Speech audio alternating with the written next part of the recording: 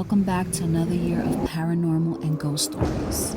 It's that time of year where we get cozy and comfy with our favorite snacks and drinks. Don't forget your fuzzy socks and your favorite blanket. As a firm believer and having many personal stories myself, this whole month will be full of creepy, unexplainable tales. Some stories may be new to you, while others are infamous. Disclaimer: this is for educational, informational, and entertainment purposes only. Some of the content is my own beliefs and research I have come across. Always do your own research and form your own opinion. When I moved to Pennsylvania with my family, way over a decade ago, I found myself jobless. At the time, it was a rural area, which made it much more difficult to find a job. It was during the holidays, and I came across a few places that were hiring for seasonal positions. One of the places was Dollar Tree. I was with my mom, and we saw the sign at the front door that said, "We're hiring for seasonal help." I smiled at my mother and said, "How cool would that be to work at Dollar Tree?" She looked back at me and said, "Go for it." We started to replay memories of how we used to go on vacations when I was a little girl and stop at the same Dollar Tree to buy beauty products, junk food, etc. So we've been going to the Dollar Tree since the early 90s. One evening, I received a phone call from the manager at Dollar Tree. "Hello, this is Dollar Tree manager Jennifer calling to speak to Rose." I was so happy and in shock. I covered the phone and told my family to stay silent. "Shh! Be quiet, it's a job phone call." My family instantly stood quiet, trying to listen to my conversation. "Speaking, this is Rose." "Hi, Rose. I would like to set up an interview with you. Can you come in this Thursday at 9:30 a.m.? "Of course, I definitely can." "Perfect. Don't forget to bring your state ID." "Okay, will do." "Great. See you Thursday."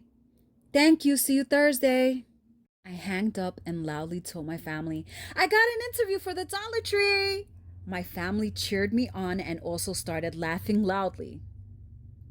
Today is Thursday and I'm getting ready to go to the Dollar Tree interview. I have butterflies in my stomach and I feel very nervous. It's 9:20 a.m. and my dad leaves me at the front door of Dollar Tree and says, "Good luck, I'll be waiting for you outside in the parking lot." I approach one of the cashiers and politely ask them to let the manager know that I'm here. The cashier tells me to go to the back by the freezer, that the manager will meet me there.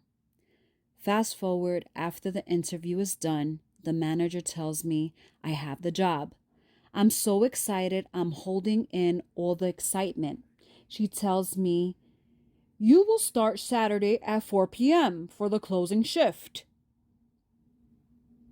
It's Saturday, 7:15 p.m., my first day. The manager from the shift tells me to take a 15-minute break. I go to the back to the break room and I have a seat. I take my crossword puzzle book out to entertain myself. I notice the room gets extremely cold. That's interesting. I go to check the thermostat and the temperature reads 76 degrees. I find it to be so cold that I actually left the break room because I didn't want to get sick. A week later, and I worked the closing shift Saturday night. The manager of that shift would always disappear for long periods of time, and there was two other workers working that shift with me. It's time to lock the store, but before we can lock the front door, we must announce on the loudspeaker that the store is now closed and to come make your final purchases. There was no customers, and the next thing that we do is check each aisle to make sure nobody is hiding or still shopping. That was always my job, to go check each aisle up and down. As I reach the end of one of the aisles, I see from the corner of my eye a little boy run. He was laughing and giggling like he was playing hide and go seek. He was running to the toy aisle, which was the next aisle over in which I was checking next. I remember in full details what he was wearing. He had overalls and a kangaroo hat, which was very outdated. I reached to the toy aisle and it's empty, no child in sight.